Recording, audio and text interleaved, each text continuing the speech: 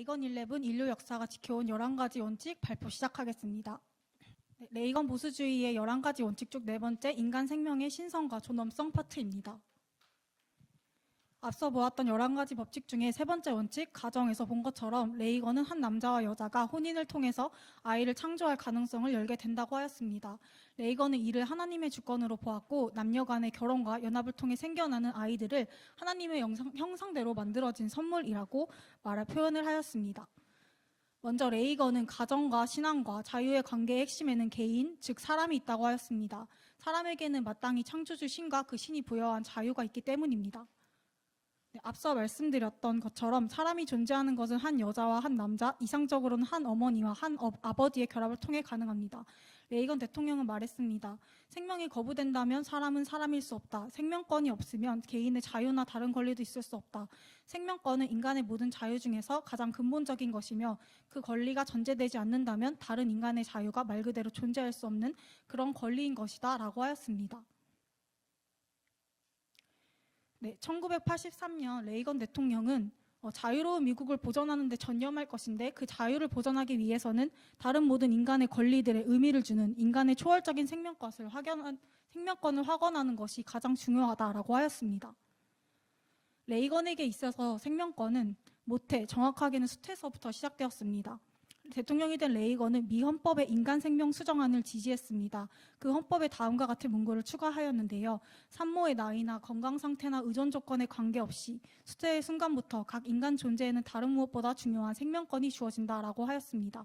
레이건은 모든 태아를 포함한 모든 인간의 발달 단계에서 인간이 사람으로서 생명권을 보호받기를 원했습니다. 또 레이건의 생명에 대한 존중은 첫 번째, 아마도 1920년대 일리노이주 딕슨의 록 강에서 인명구조원으로 활동하면서부터 시작되었다라고 말하고 있습니다. 인명구조원으로 있으면서 로널드 레이건은 77명의 생명을 구했습니다. 그는 말했습니다. 제 인생에서 가장 자랑스러운 통계는 77입니다 라고 했습니다. 또 두 번째는 프로라이프 운동, 즉 낙태 반대 운동의 동지였던 빌 클라크가 레이건에게 인간 생명의 신성과 존엄을 존중하는 소양을 가지게 해주었습니다. 빌 클라크는 이것이 결국 레이건 대통령이 낙태에 대한 반대뿐만 아니라 핵전쟁에 대한 혐오와 철의 장막 뒤에서 고통받는 시민들을 향한 공감대로 발전했을 것이다 라고 말한 바가 있습니다. 그리고 또 세 번째로는 생명에 대한 레이건의 관심은 역시 그의 신앙에서 시작이 되었습니다. 그는 생명권의 문제가 그리스도인의 삶과 불가분한 것이다 라고 여겼습니다. 1984년에 한 종교 방송에서 레이건은 이렇게 연설했습니다. 하나님께서 가정해 준 가장 복된 선물은 바로 생명이었습니다. 그는 평화의 왕을 말구유의 아기로 보내셨습니다 라고 하였습니다. 그는 노예제 폐지 운동을 이끈 19세기 성직자처럼 크리스천이라면 낙태 반대를 위해 싸워야 할 의무가 있다라고 생각하였습니다. 그는 도덕적 위법과 인간 존엄의 박탈이라는 측면에서 낙태와 노예제를 같은 것으로 보았는데요. 그는 미국 종교방송협회에서 예수 그리스도를 인용하면서 낙태와 노예제를 비교했습니다. 만약에 우리가 다른 사람의 생존과 폐기를 결정할 수 있다면 자유로운 국가로서 생존할 수 있겠는지 물으면서, 자유로운 국가라는 미국의 정체성 보존을 위해서 모든 인간에게 생명을 회복시켜야 한다고 하였습니다. 이 생명권 없이는 다른 어떤 권리도 의미가 없다라고 하면서 종교인들에게 미국은 하나님의 가장 위대한 선물인 생명권을 보존해야 하고, 보존할 수 있고 보존할 것이라고 함께 미국인들을 설득해 줄 것을 호소했습니다. 뉴욕타임즈에서는 현대의 진짜 노예제는 여성들이 아이를 임신하거나 임신하지 않을 결정권을 거부하는 것이며, 대법원이 이 기초적 자유를 헌법에서 읽어내기 전까지 그러했다라며 레이건의 노예제 및 낙태 비율을 비판했습니다. 그러나 레이건은 이에 개의치 않았습니다. 이 범죄의 심각성을 더 중대하게 고려했기 때문이었습니다. 그는 흔들리지 않고 오히려 더 크게 목소리를 높였습니다. 그리고 1986년 연례 국정연설에서 레이건은 오늘날 우리는 국가적 양심의 상처를 입었습니다. 창조주가 부여하신 생명권이 태아에게 거부되는 한 미국은 다시는 온전해지지 못할 것입니다 라고 하였고, 1987년 7월 백악관에 모인 프로라이프 지도자들에게 다음과 같은 연설을 시작했습니다. 아마 여러분 중 대부분은 정치에 관여할 것이라고 꿈도 꾸지 않으셨을 것입니다. 여러분을 정치로 끌어들인 것은 양심의 문제이자 근본적인 신념의 문제이다 라고 하였습니다.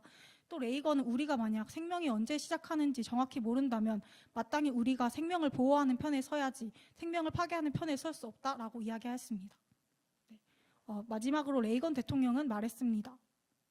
하나님의 특별한 선물인 생명은 그것은 어떤 병이나 약함이나 배고픔이나 빈곤, 정신적, 육체적 장애나 외로움이나 노년 때문에 덜 아름답지 않습니다. 오히려 이러한 때에 인간의 생명은 특별한 보살핌과 관심과 경의를 필요로 하기 때문에 더욱 빛이 납니다. 인간이라는 그릇의 약함 안에서 그리고 그 약함을 통해서 주님은 그의 사랑의 능력을 드러내시기 때문입니다. 라고 하면서 이는 미국 최대의 낙태기관인 미국 가족계획연맹의 창시자이자 리버럴의 아이콘인 마거리 쌩어 그리고 안락사를 허용하려고 하는 진보주의 죽음 행진의 운구자들에 던지는 경고였습니다. 생명은 산모의 자궁 속이라는 가장 약한 그릇에서부터 시작이 됩니다. 그 태아의 존엄은 신이 인간에게 부여한 것이었습니다. 레이건에게 태아를 보호하는 것은 필수적이었습니다.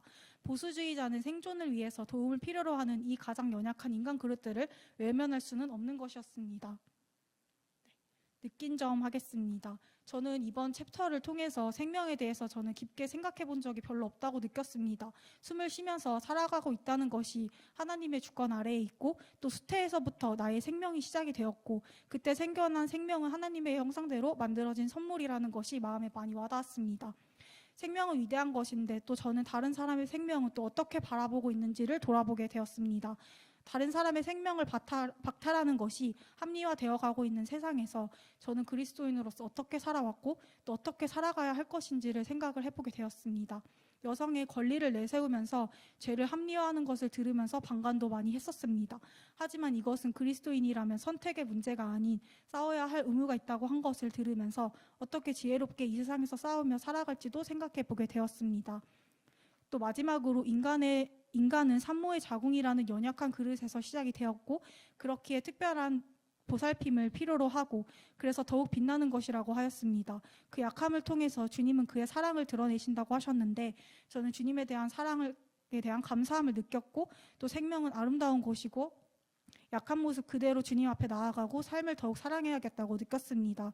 그렇기에 헛되이 시간을 보내지 않고 다른 사람의 생명도 소중하게 생각하면서 이 세상이 다인 것처럼 살지 않고 생명이 영원히 지속되는 하나님 나라를 바라보며 살아야겠다고 느꼈습니다.